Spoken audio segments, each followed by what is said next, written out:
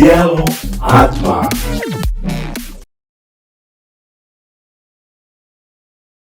Salam jumpa kembali sahabat Atma bersama saya Immanuel Dwi Asmoro dalam acara Dialog Atma. Dalam Dialog Atma kali ini kita akan membahas suatu isu yang begitu menggemparkan Indonesia. Kasus tewasnya Brigadir Joshua di kediaman atasannya, mantan Kadif Propam Ferdi Sambo, yang sekitar 1 bulan terakhir ini menyita perhatian publik. Hari demi hari, bergulirnya pengungkapan kasus membuat publik penasaran untuk mengikuti perkembangannya, baik melalui media mainstream ataupun melalui media sosial. Satu hal yang menarik adalah dinamika pergeseran pengungkapan fakta, mulai dari laporan tentang tembak-menembak antara Brigadir Joshua dan Barada Eliezer, hingga fakta penembakan yang berakibat terbunuhnya Brigadir Joshua. Hal ini tentu tidak lepas dari peran media dalam mengawal kasus ini dari awal sampai saat ini. Setelah kasus ini sempat ditutupi selama beberapa hari, akhirnya kasus ini mencuat ke publik dan menyita begitu kuat perhatian publik. Masyarakat kemudian terlibat dalam topik ini hampir di setiap hari. Saat ini kita akan membahas mengenai sudut pandang ilmu komunikasi, yaitu peran media, baik itu media massa dan juga media sosial, dalam mengawal kasus ini. Dan saat ini kita dalam studio telah hadir bersama kita Ibu Nini Sri Rejeki, yang merupakan dosen ilmu komunikasi Universitas Atma Jaya Yogyakarta, dan juga Ibu Olivia Lewi yang juga merupakan dosen di ilmu komunikasi Universitas Atma Jaya Yogyakarta. Selamat siang Bu Nini dan Bu Lewi. Selamat siang Pak El. Apa kabarnya Bu Nini? Bu Lewi? Sehat. Sehat, puji Tuhan. Ya, kali ini kita akan bahas sebenarnya, karena kita orang komunikasi, kita akan bahas bagaimana sih peran ilmu komunikasi di dalam peristiwa peristiwa Ferdi Sambo-nya, meninggalnya Brigadir Joshua. Dan kita akan melihat dari perspektif media. Sebenarnya yang menjadi menarik adalah media ini membantu mengawal kasus peristiwa yang terjadi di Jalan Duren, di kediaman mantan Kadif Propam Ferdi Sambo. Nah, yang mau saya tanyakan pertama kali ke Bu Lewi dulu, sebenarnya bagaimana kronologinya sehingga media ini punya peran sampai sejauh ini dalam mengawal kasus ini, dan sebenarnya agenda apa yang ada di media massa atau juga media sosial gitu ya, yang akhirnya bisa masyarakat ikut terus-menerus mengawal peristiwa ini. Mungkin bisa diceritakan dulu, Bu Lewi. Terima kasih Pak El. Pertama mungkin tadi sudah dijelaskan Pak El ya, bahwa media itu sebenarnya turut mengawal kasus ini karena memang sebagai bagian komunikasi massa, tadi karena harus dipandang dari komunikasi, karena media merupakan bagian komunikasi massa yang fungsinya salah satunya selain informasi adalah sebagai watchdog ya, jadi mengawasi sesuatu yang mungkin tidak sesuai gitu ya di masyarakat. Nah, terkait dengan Ferdi Sambo ini, bagaimana itu bisa menjadi viral?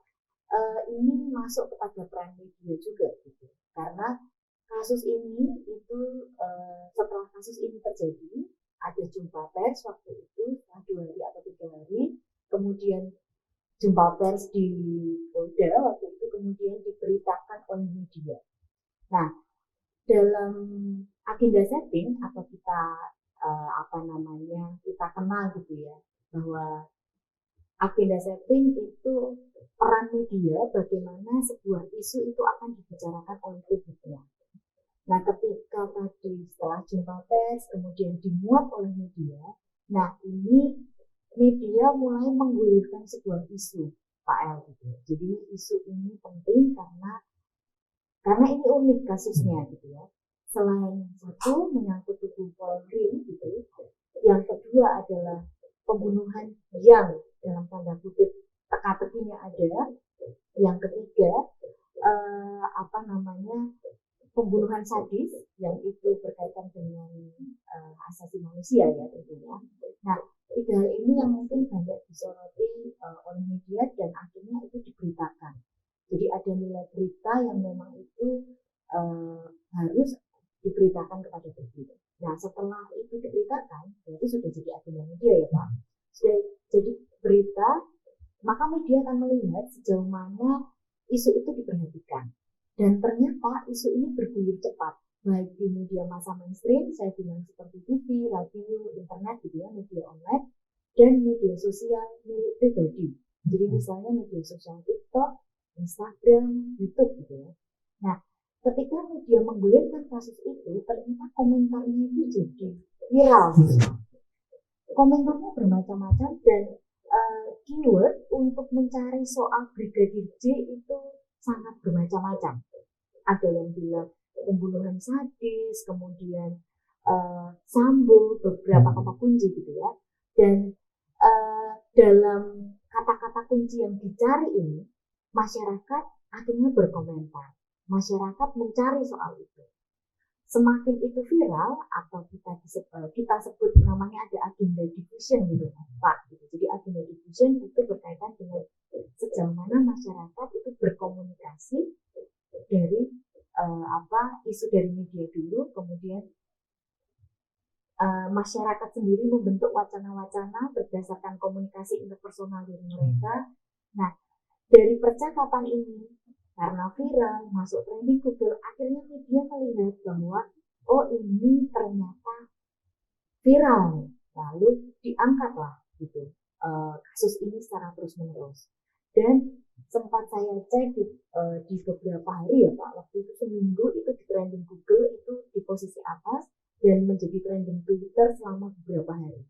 Jadi dengan hashtag Save Brigadir J, terus Sambo, dengan meme yang mungkin meme-nya yang lucu-lucu ya, artinya yang memang meme-nya itu ada yang melecehkan, ada yang mungkin terharu. Jadi saya lihat banyak perasaan-perasaan emosional yang bergulir dari netizen yang akhirnya itu membuat media terus mengawal kasus Brigadir J. Ya, berarti semulanya dari media dulu yang kemudian mendapat informasi ya dari Polri, kemudian masuk ke bagaimana kemudian masyarakat membicarakan itu. Kalau kita di dalam ilmu komunikasi kita juga mengenal agenda masyarakat ya. Kalau agenda masyarakat di mana perannya apa? Dari peristiwa ini kemudian menjadi agenda masyarakat?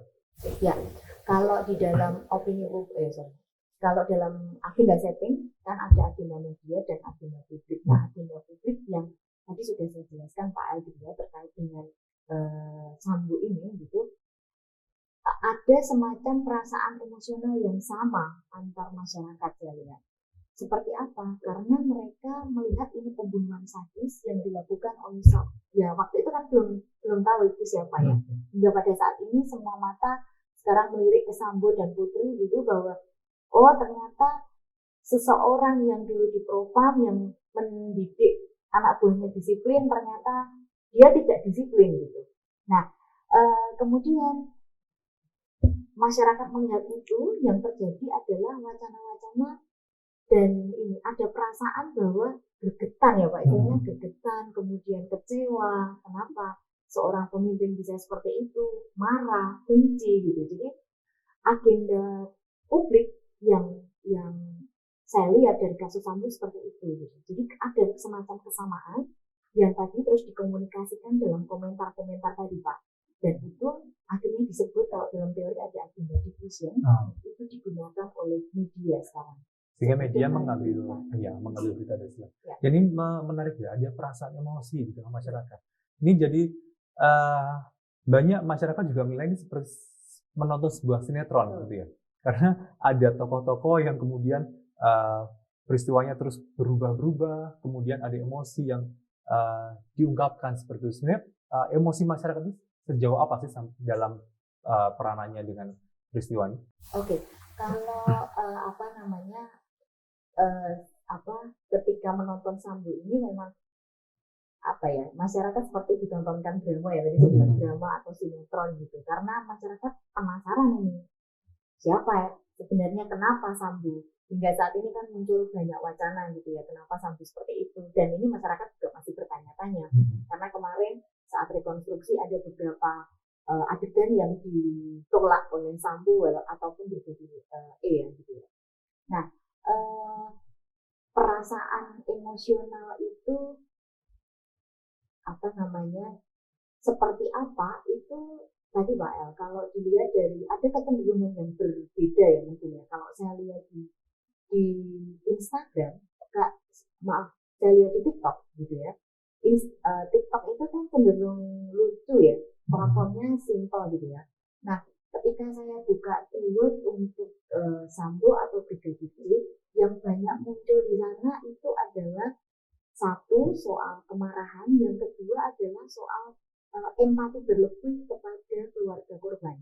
Sehingga yang banyak ditampilkan itu adalah satu tangisan ibunda Brigadir J, kemudian ada ada semacam peristiwa-peristiwa yang dahulu, misalnya dari fotonya adiknya atau apa yang dimunculkan, sehingga kalau yang saya lihat itu lebih kepada satu kebencian, yang kedua ada perasaan yang sedih sekali gitu ya, sedih, kemudian ya kebencian dan sedih yang saya lihat.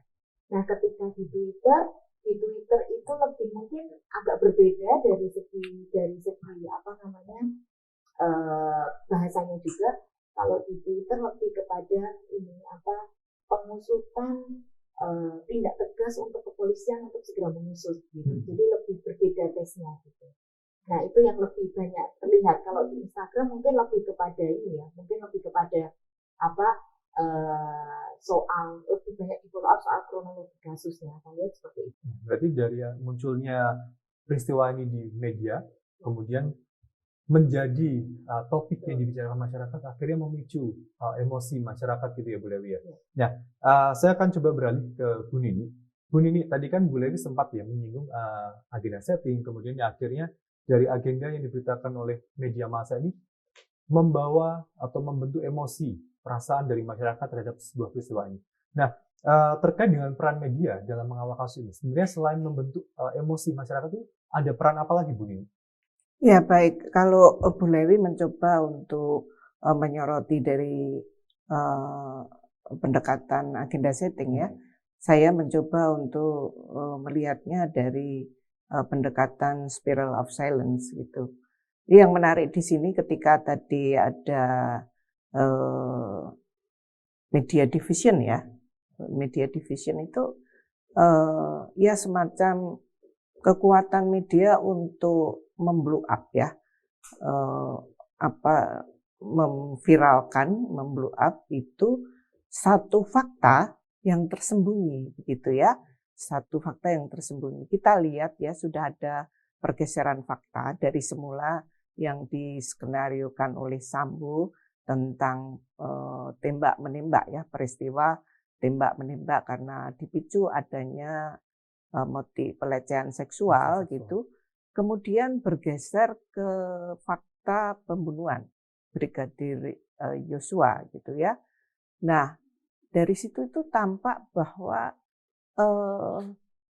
fakta yang disampaikan oleh mereka yang minoritas ya, yang terbungkam itu mulai muncul, dan kemunculan itu tentu tidak lepas dari peran media tadi gitu.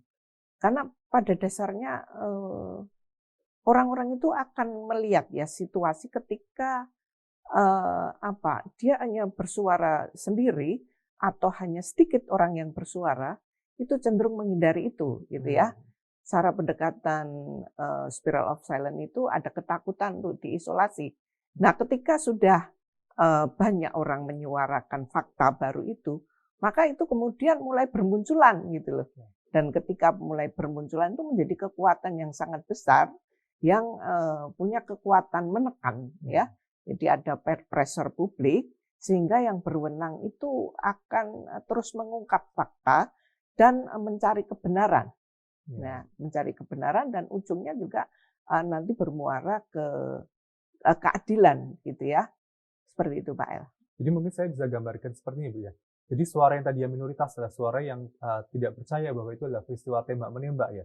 Karena itu kan skenario yang disampaikan oleh Verdi Sambo waktu itu kan. Nah kemudian karena sudah di blow up media dan akhirnya ada suara-suara yang tadinya mungkin minoritas, yaitu suara-suara yang tidak percaya bahwa ini peristiwa tembak menembak. Akhirnya terblow up, masyarakat yang tadi takut untuk beropini demikian, hingga akhirnya dia kembali muncul ke permukaan ya, suara-suara seperti itu. Hingga akhirnya menekan seperti itu. Apakah demikian? Ya, akhirnya akan bermunculan ya. Bermunculan suara yang menyuarakan fakta alternatif gitu ya. fakta alternatif, sehingga itu akan menjadi counter dari fakta yang diskenariokan sebelumnya begitu.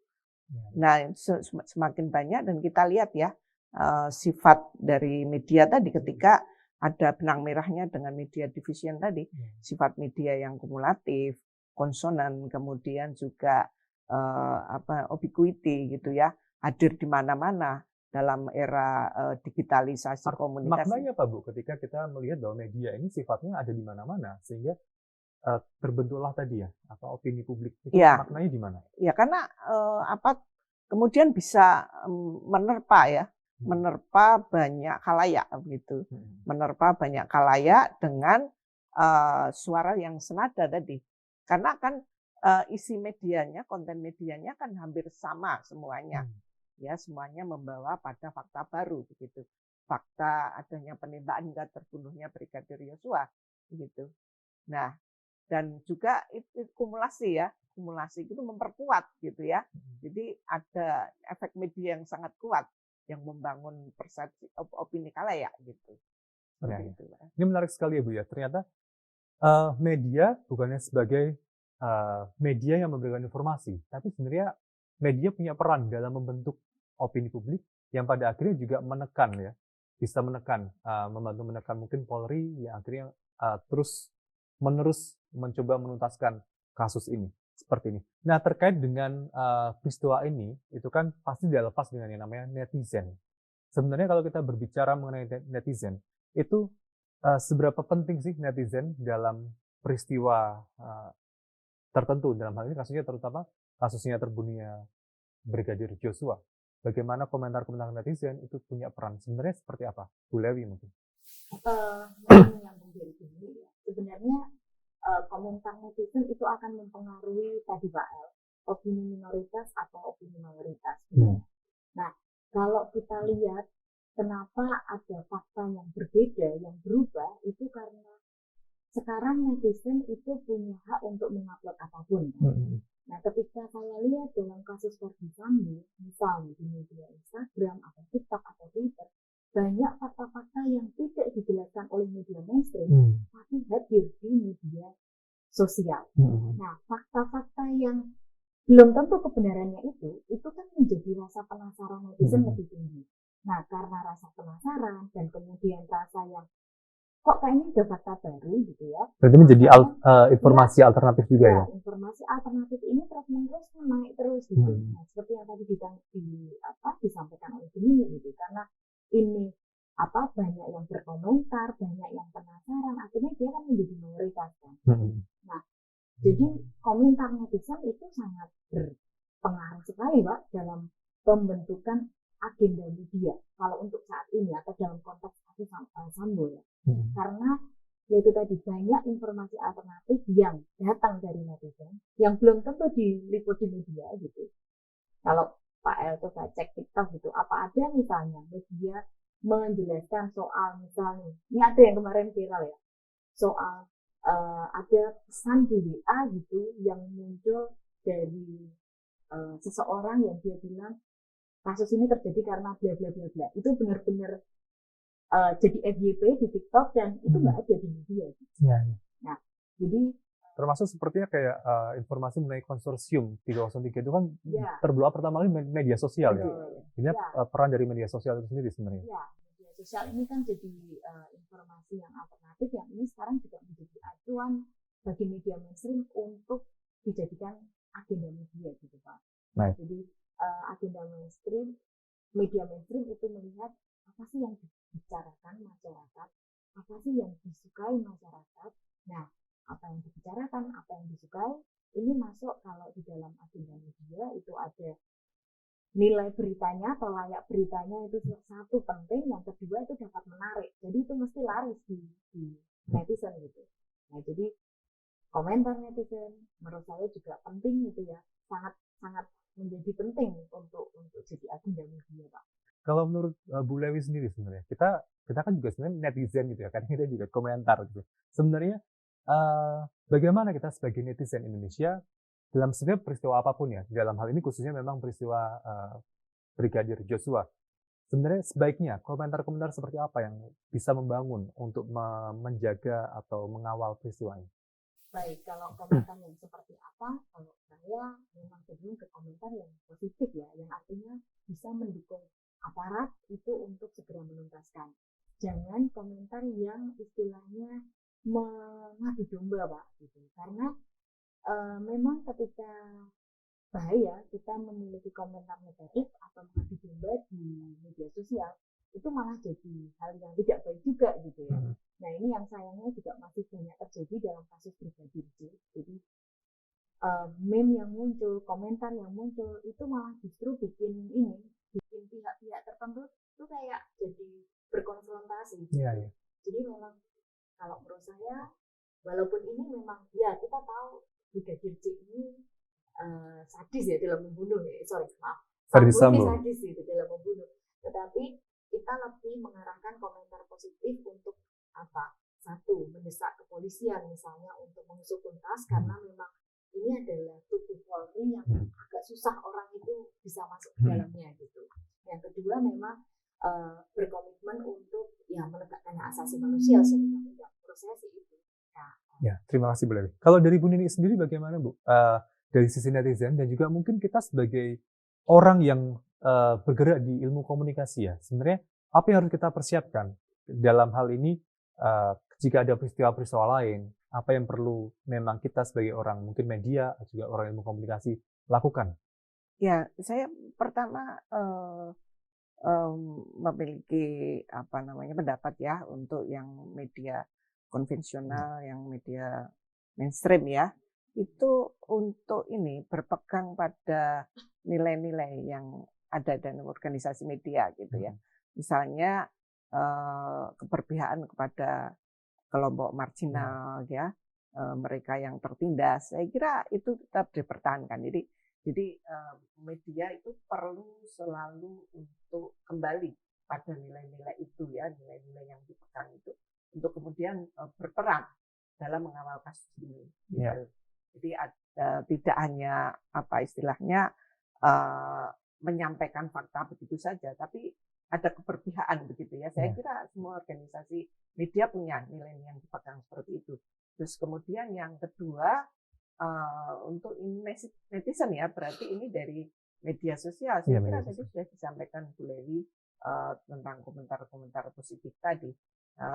Ada lagi satu hal yang mungkin perlu dipegang adalah ketika menyampaikan itu ya tetap pada koridor tadi, mencari rasa keadilan ya. Rasa keadilan masyarakat itu yang dipegang, artinya bukan mencari hal-hal yang sifatnya mudarat, tapi yang bermanfaatnya sebagai netizen dalam mengawal kasus ini hingga tercapai keadilan, kebenaran dan keadilan. Ya.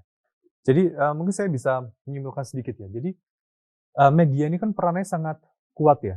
Sebenarnya bukan hanya dari peristiwa ini saja, tapi dari berbagai peristiwa apapun sebenarnya media punya peranan yang sangat kuat. Dalam hal dia bisa membentuk opini tadi, dan ketika opini sudah terbentuk, opini pun juga bisa menekan pihak-pihak yang terlibat di dalam sebuah peristiwa itu kan sebenarnya. Dalam hal ini kasusnya tentu saja Polri dan juga mungkin pejabat-pejabat pemerintahan yang terlibat dalam kasus ini. Dan ini menjadi penting bagi kita sebagai seorang warga negara yang juga bisa turut berpartisipasi dalam memberikan opini dan juga komentar dengan bijak ya. Sehingga bukan kita justru malah merendahkan mereka atau kecewa dengan mereka, tapi bagaimana kita terus mendukung supaya peristiwa apapun, dalam hal ini tentu saja peristiwa Brigadir J itu bisa tuntas dengan karena bantuan dari kita sebagai warga negara Indonesia yang baik. Saya rasa itu Bu Nini dan Bu Lewi yang bisa kita diskusikan di dalam dialog Atma kali ini.